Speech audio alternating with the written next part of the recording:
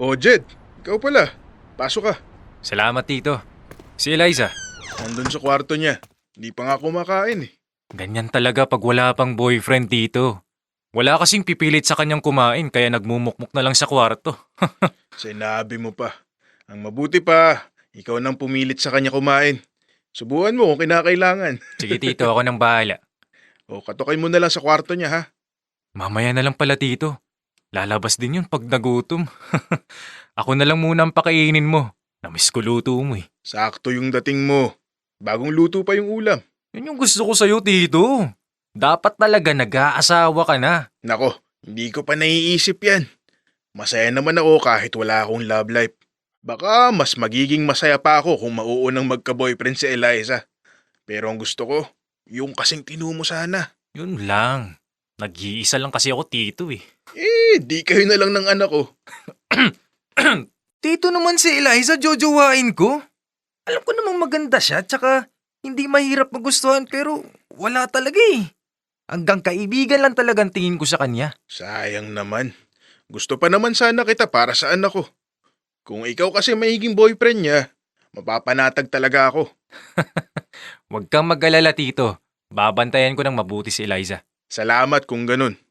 Hindi ko nakikita mga ginagawa ng anak ko sa school. Kumusta ba siya ron? Okay naman siya sa school, Tito. Wala naman siyang ginagawang kalokohan, tsaka nakakasabay din naman sa klase. Mabuti na lang at magkasama rin kayo sa klase. Magkasama naman kami sa lahat, Tito. Maliban lang syempre sa CR, pero kung di mo natatanong, umay na ako sa pagmumukha ni Eliza. Pareho kayong sukang-suka sa mukha ng isa't isa pero kayo rin naman laging magkasama. Best friend nga kayo, di ba? Tama, Tito. Mag-best friend lang. Oo, sige na. Best friend na kung best friend. Hindi na kita ipipilit sa anak ko. Tsaka, mukhang di ka rin naman type nun. Hindi talaga, Tito, no? At kung sakali man, nako, kikilabutan ako. Kapag narinig ka nun, ako, bugbog na naman naabutin mo. Di bale ng mabugbog. At least, di ba honest? Nandito ka na naman, Jed. Oo, bakit? Bawal na ba ako rito ngayon? Oo, kasi alam kong makikikain ka na naman. Ano, wala ba kayong pagkain sa inyo, ha? Masarap kasi laging niluluto ni Tito eh. Kaya mas gusto ko dito kumain. Kaya sige, mag-inarte ka pa. Uubusan talaga kita.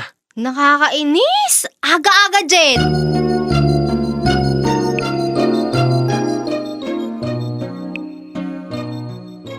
Dear Love, ganon ang madalas na eksena sa bahay namin tuwing umaga dahil sa best friend ko mula pagkabata na si Jed. Ako nga pala si Eliza, 19 years old at taga San Fernando City, Pampanga. Elementary pa lang sabay na kaming umuwi. Lagi naman kaming magkasama nung high school. Si Papa, ayaw niya na pinupo siya ni Jed. Mas gusto niya na para lang din silang magtropa. Maaga kasing nagkaanak tatay ko, kaya kahit dalaga na ako, bagets pa rin ang dating niya.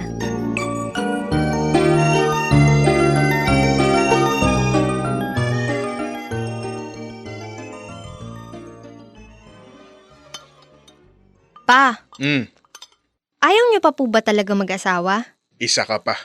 Na-open na rin sa akin ni Jed yung tungkol dyan. Baka kasi kailangan mo na. Puro ka na lang trabaho. Okay pa naman tayo. Di pa naman tayo nagigipit kahit mag-isa ka lang na nagtataguyod sa akin. Deserve mo rin naman maging masaya pa. Alam ko naman yun. Pero di talaga ako nagmamadali. Bata pa naman papa mo. 35 pa lang ako. Actually, mukha ka pang ang late 20s. Sus, binola mo pa ako. Gusto mo lang dagdagan ko baon mo eh. Ganun na nga po. Ikaw talaga. O siya, bilisan mo na kumain. Maliligo ka pa. Maya-maya lang, andito na si Jed. Pa, kailan mo ba siya babawalan dito?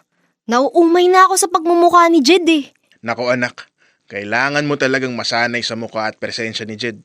Lalo na pag... Pag? Wala yun. Hayaan mo na anak.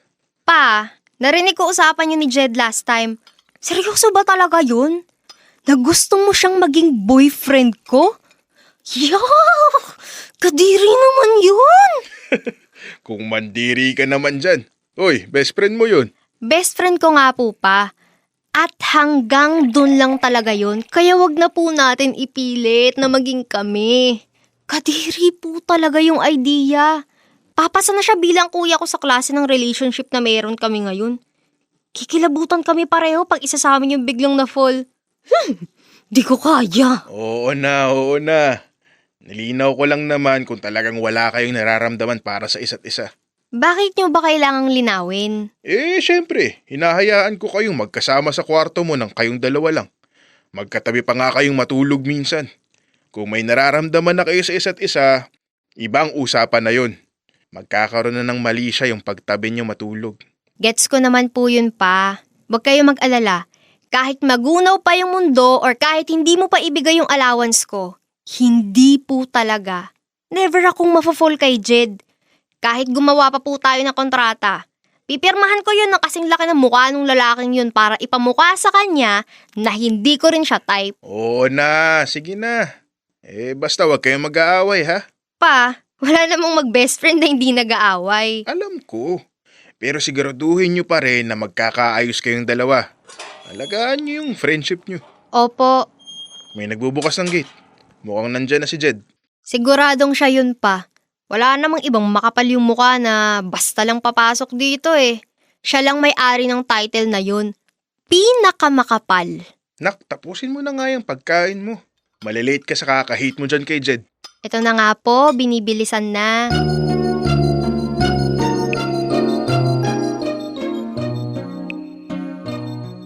Naintindihan ko naman si Papa nang sabihin niyang hindi pa siya handang magkaroon ng asawa. Hindi ko rin naman siya nakitang manligaw mula nung sumama sa ibang lalaki yung nanay ko at iniwan na lang ako basta sa kanya. Kaya lang, hindi ko magets noon kung bakit parang may something sa choice niyang yun. Gusto kong alamin yun, pero hindi ko rin naman alam kung paano magsisimula. Hanggang isang araw, yung kasagutan na mismo sa mga tanong sa isipan ko ang lumapit sa akin.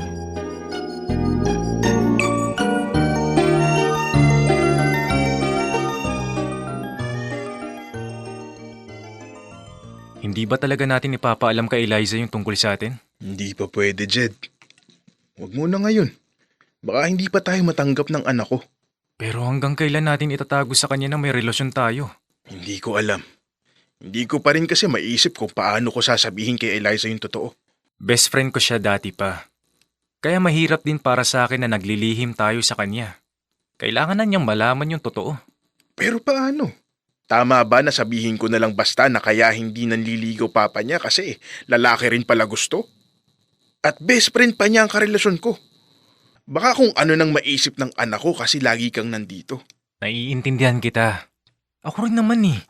Natatakot ako sa pwedeng isipin ni Eliza. Ayokong masira yung pagkakaibigan namin dahil dito. Masisira talaga yung pagkakaibigan natin kung susubukan nyo pang itago sa akin yung tungkol sa relasyon ninyong dalawa. Anak, kanina ka pa nasa labas? Opo pa. At narinig ko lahat ng pinag-usapan nyo kaya hindi nyo na kailangang ulitin sa akin. Eliza, usap tayo. Bukas na. Pagod ako tsaka wala pa akong gana makipag-usap ngayon. Pa, pasok muna ako sa kwarto ko. Sige anak. Ay, yun ang habang sinasabi ko. Pero, hindi naman siya mukhang galit, di ba? Hindi nga, pero siguradong masama ang loob nun. Ayaw na ayaw pa naman niyang pinaglilihiman siya. Yun na nga eh. Ay, hayaan mo. Susubukan ko siyang kausapin mamaya. Hindi ko naman ipipilit na maintindihan ako ng anak ko. Gusto ko lang malaman niya kung bakit ito ang pinili kong gawin. Kung pwede nga lang na dalawa tayong kakausap sa kanya. Kaso sa lagay niya ngayon, baka masyado siyang ma-overwhelm. Ako na lang munang kakausap sa kanya. Hintayin mo na lang na siyang kumuusap sa'yo. Ganun na nga lang ang gagawin ko. Ay, ang hirap nito. Pero gagawin ko rin naman lahat para hindi masira yung pagkakaibigan namin. Paano kung hilingin niya na itigil natin to? Ikaw ba? Kaya mo? Sa tingin ko, alam mo na yung sagot dyan. Pero hindi yun dahil may mas matimbang. Ako lang kasi yung magulang na meron si Eliza. Kaya lagi kong uunahin ang kapakanan niya. Kung hindi makakabuti sa kanya yung relasyon natin, handa akong isakripisyo yung sarili kong kaligayahan. Naiintindihan ko naman yun. Pero sana lang maintindihan tayo ni Eliza.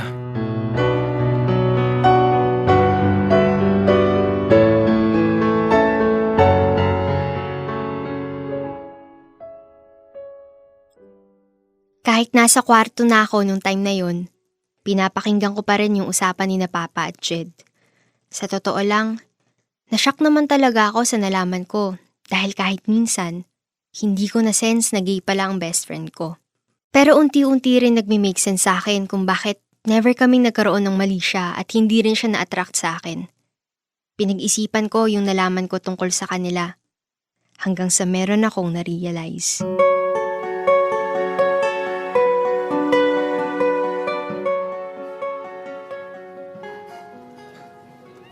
Jed, sandali. Wala pa naman tayong klase. Dito muna tayo sa cafeteria. Bakit? Mag-uusap tayo. Tungkol ba sa... Oo. Pero bakit dito? Baka may makarinig sa pag-uusapan natin. Busy sila sa pagdadaldalan kaya wala silang pakialam kung ano mong pag-uusapan natin. Sige. Kailan pa naging kayo? 4 months ago na. 4 na buwan na pero wala ka man lang balak na sabihin sa akin? Sorry na. Natakot kasi ako sa magiging reaksyon mo. Alam kong judgmental ka kaya hindi mo kami basta-basta matatanggap. Grabe ka naman. Ganun ba kasama tingin mo sa akin? Hindi ko naman sinabing masamang tao ka. Ang sabi ko lang, judgmental ka. Magkaiba yun, okay? Alam mo nakakainis ka. Mas lalo ko kayong di matatanggap kung gaganyanin mo ko. Paano kung magpakabait ako sa'yo? Matatanggap mo na ba? Hindi pa rin. Grabe naman. Ano ba kasing nagustuhan mo sa tatay ko, ha? Simple lang. Nakita ko kung gaano kanya kamahal bilang anak. At sa pagmamahal na yun, kasama na syempre lahat ng magandang katangian ng tatay mo. Kailan mo pa naramdaman na, alam mo na hindi babae yung type mo? Mula nung high school pa lang tayo. Ano? Seryoso ba? Bakit di ko man lang nahalata yun? Kasi magaling ako magpanggap at magdago. Ayokong mahusgahan ako. So kaya pala hindi ka nagkakagusto sa akin. Ganun na nga. Pero kung straight ako, baka matagal na akong na-fall sa'yo. Sorry pero nakakakilabo talaga eh. Yuck! Di kita kayang ituring na higit pa sa kaibigan, no? Alam ko naman yun. Ibig ko lang sabihin, hindi ka naman mahirap magustuhan o mahalin. Oo na, ang corny mo. Ay, buti na lang talaga naging bading ka. Ibig bang sabihin yan? Tanggap mo pa rin ako? Oo naman. Bakit naman hindi? Para kang tanga. Hindi naman ikasisira ng pagkakaibigan natin yung pagkabading mo. Hindi ganun kawit yung friendship natin, okay? Kaya huwag mo nang isipin yun. Pero, paano yun tungkol sa amin ng tatay mo? Okay na. Tanggap ko na kayo. Pero may pakiusap lang ako. At pakinote sa dibdib mong walang boobs. Wag na wag mong sasaktan yung tatay ko, ha. Malilintikan ka talaga sa akin. Sa tagal naging single nun, baka 1 dekada siya mag-move on. Kaya pag ipinagpalit mo siya sa ibang lalaki, o kahit babae habang kayo pa, ililibing kita sa Poso Negro. Wow! Nakakatakot ka naman. Talaga. Kaya umayos ka.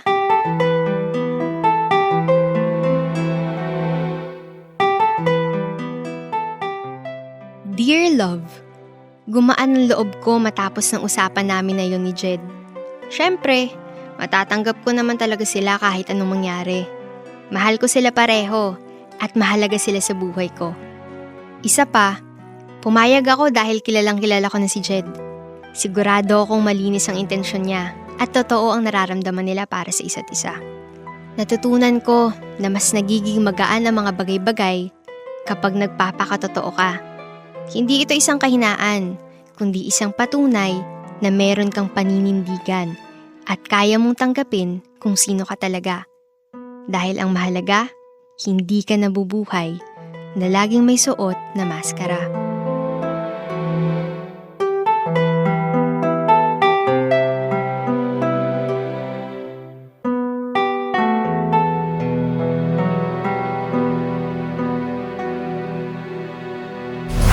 Metro's #1 Love Radio. Basic!